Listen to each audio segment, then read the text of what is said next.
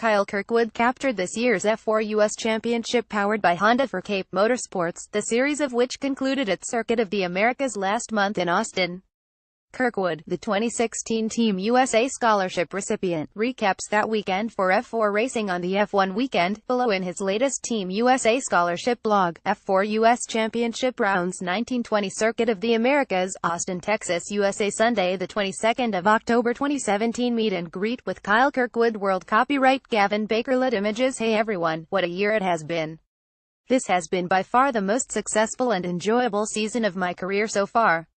We started off with 40 positions of penalties. What a disappointing situation, but the setback only ignited a fire in me. Cape Motorsports and I gave it our all to get back on top, and we did just that.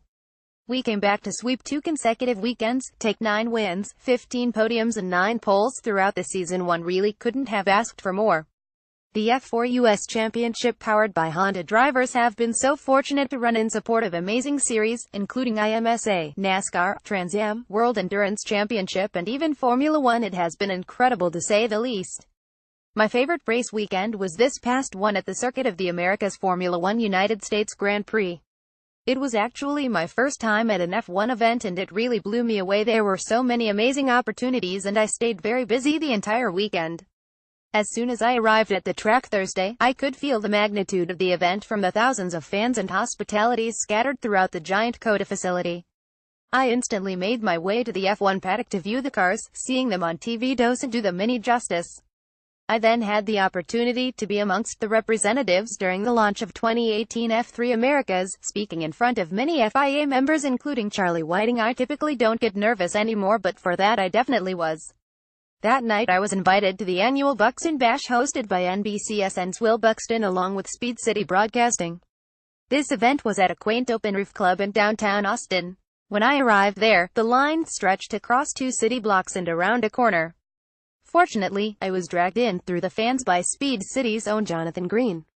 I was only expecting to socialize with the fans and the other F4 drivers who arrived, but about 30 minutes later I found myself on stage with Will Buxton addressing the crowd immediately after Santino Ferrucci, Lance Stroll and Romain Grosjean. My excitement was through the roof and, honestly, I could hardly sleep that night.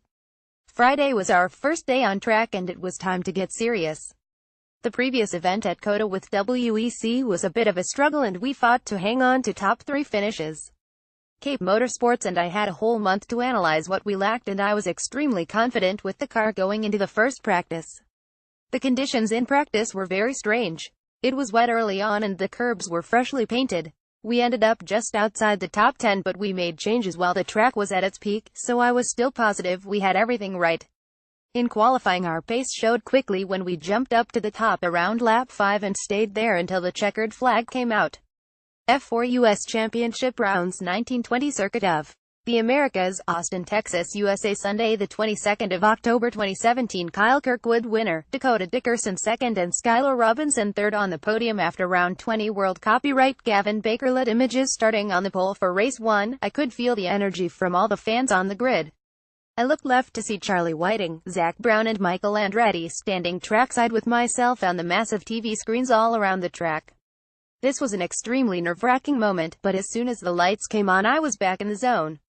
I got the jump and held the lead for over half the race.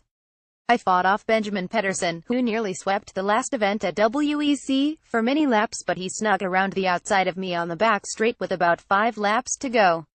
I finished the race in P2. Luckily for us, a huge cold front came through bringing rain to create uneven track conditions for race 2. By the time of the race, it was intermediate conditions and all the drivers were forced to run rain tires. Our setup was absolutely perfect for the conditions and I was able to get the jump from our off-pole starting spot and consistently pulled a larger gap every lap till the end. We stretched an over 10-second lead by the checkered flag. It felt amazing to take the win in front all of the F1 teams and fans just hours before the US GP. The F4 races may have been done, but it was time to watch my first ever Formula One race. I stood in turn 5 for the start and the noise coming from the crowds in turn 1 and across the track were louder than the actual cars. To add to my incredible weekend, about halfway through the race I walked down to the paddock to meet with the Speed City crew and they gave me the chance to announce the last few laps over the track audio, so about 200,000 people were hearing my input on the track and strategies from a driver's perspective. I actually announced Max Verstappen's last lap pass on Kimi Räikkönen for third. What a weekend to cap off the year.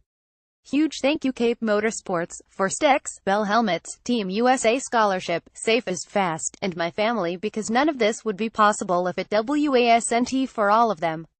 Thanks for reading. I'll keep you updated on what's next. Kyle Manor and TRS Racing have confirmed a step up from LMP2 into LMP1 for the FIA World Endurance Championship's new 20,182,019 Super Season, as part of the quest to attract new privateer entries into the category. The Manor team will do so with Ginetta cars, although the engine selection nor number of cars it will field are to be determined. Manor, entered under the CEFC Manor TRS Racing banner this season, has fielded two Oreca 07 Gibsons in the LMP2 class, for its second year in FIA WEC. I think that the LMP1 category provides a fantastic challenge for us, but we can rely on a lot of experience gained over the years, in particular those spent in Formula One, relating to the management of the design, research, testing and development processes that are so important for a successful LMP1 team, said Graham Loden, Manor Endurance Racing Sporting Director.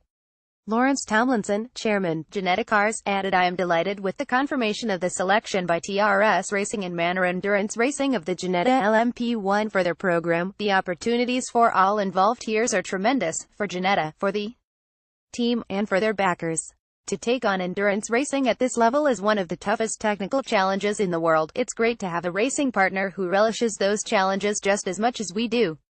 The FIA WEC Super Season begins next May in Spa-Francorchamps, before the 2018 24 Hours of Le Mans next June 16-17. Both Spa and Le Mans feature twice on the revised two-year calendar. The Manor LMP1 news comes only a day after Dragon Speed's announced plans to step up as well. With lone manufacturer Toyota also evaluating a return, the car count in LMP1 might not be as bad as initially feared. Follow at Tony DeZeno.